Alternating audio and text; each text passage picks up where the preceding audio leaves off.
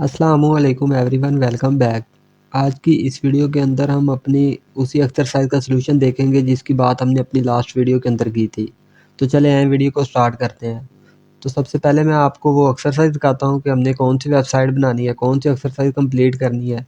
तो वो एक्सरसाइज कुछ इस तरह से नज़र आती है। सबसे पहले एक हेडिंग बनाएंगे, उसके बाद थोड़ा सा स्पेस देंगे, फिर एक हेडिंग, उसके बाद एक पैराग्राफ लिखेंगे 150 वर्ड्स का, उसके बाद फिर से एक हेडिंग देंगे और लास्ट पर फिर से एक पैराग्राफ 150 वर्ड्स का आएगा।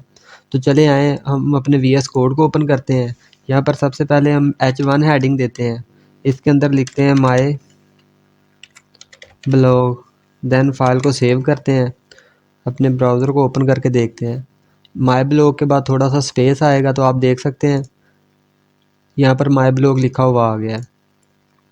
नाउ अब हम थोड़ा सा स्पेस क्रिएट करते हैं, तो नीचे हम इसके 2 दफ़ा BR टैग यूज़ करेंगे। देन इसके बाद नीचे एक और हम H2 हेडिंग क्रिएट करेंगे, इसके अंदर लिखेंगे माय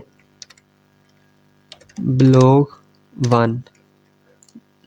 देन नीचे एक P टैग यूज़ करेंगे पैराग्राफ के लिए, इसके अंदर लोरम 150 इंटर हिट करें, फाइल को सेव करें।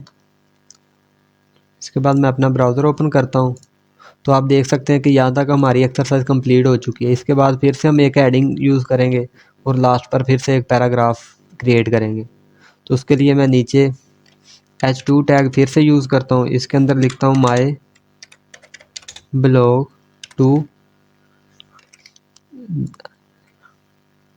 लास्ट पर P टैग और देन इसके अंदर लोरम 150 वर्ड इंटर हिट करें, फाइल को सेव करें।